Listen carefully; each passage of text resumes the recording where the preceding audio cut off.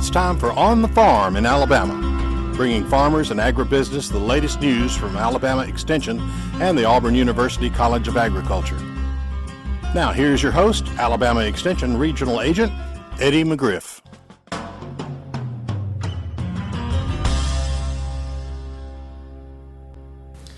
Good day. I'd like to welcome everybody today to On the Farm in Alabama, and today as my guest I have Alabama Extension Crop Specialist Tyler Sandlin, and we're going to be talking about important production practices that need to be made on our wheat. We got a lot of wheat planted in North Alabama. The crop is looking good and we have good prices for wheat. But at this stage we're almost at flag leaf, and Tyler, we need to start thinking about applying fungicides. I agree, Eddie, and honestly, if we weren't so wet this week in the field, you'd probably see a lot going out. I know some has already gone out before we had our wet spell, but most growers in North Alabama are really high intensive managers of their wheat, and they're looking to make that 100 bushel plus mark, and they're sparing no expense to do that. And one way to do that is to protect the plant and again apply fungicides. When we think about a flag leaf fungicide, there are some growers in the area that will do a true flag leaf when that flag leaf is visible and emerged.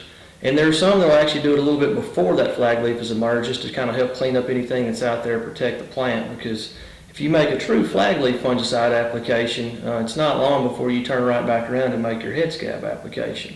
But there are a couple ways to do it. Again, you can go a little sooner than true flag leaf, or you can do it at flag leaf, but it's very important to protect that plant, and especially the flag leaf at that time. One thing farmers need to realize is the flag leaf contributes over 50% of the photosynthetics that are important in establishing your yield. So if you're not protecting your flag leaf, you're really hurting your yield. But the next thing we need to start thinking about after the flag leaf application is making fungicide applications for head scab.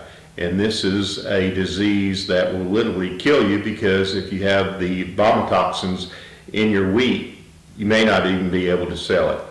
Agreed, Eddie. That will be, in my mind, as critical, or the most critical application that you could make.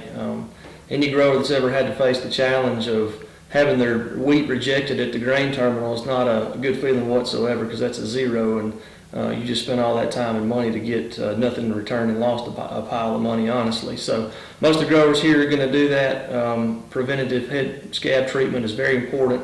Timing is essential on that, and there are a few products that we can use to do that too. Well, we've got several products that we can use for head scab, but one thing we need to remember is we don't need to apply any fungicides that are strobilans, and that's a group 11 fungicide, because they will actually kill the good fungus that competes against the bad fungus, which produce the vomitoxins.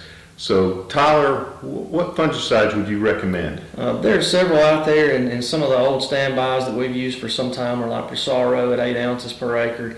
Still a good product, still does a great job, but again, that timing is critical, and we're looking at 50% flowering. And honestly, and obviously all of our heads are not going to flower all at the same time. It's not going to be completely uniform, so hitting that window can be tough, but growers have done it for years with that product and done a good job. Caramba is another one that does a great job with that. And then one of the newer ones that's been used quite a bit in the last year or two is Miravis Ace. Miravis Ace will allow you a little bit more application window than the previous two that I mentioned. All three are fine, but again, the Miravis Ace will give you a little bit wider window on application. You do want your heads emerged, or at least coming out of the leaf sheath, so that you can contact them with the fungicide and it can translocate through that head. It's not as though we can put it out before we have heads emerged, but again, we got a little bit wider application than say everything's got to be at early flowering. The other thing that's important at this stage, before you make your fungicide application, you may want to go out and scout your fields, because we do have a couple of insects that can be damaging at this time, and that is the aphid and also cereal leaf beetles.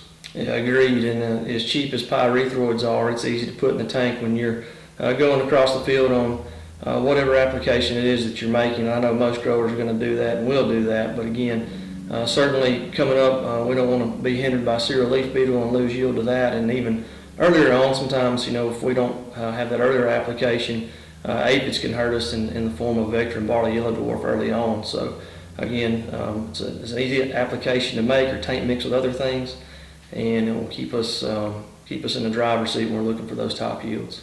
Well, hopefully we'll get a little bit of drying weather, some bright sunny days while that head is filling out. We'll have a great yield and hopefully maintain the prices. But I want to thank Tyler for being with us today on the farm in Alabama, and everybody for viewing this video, and we'll see you on the next episode.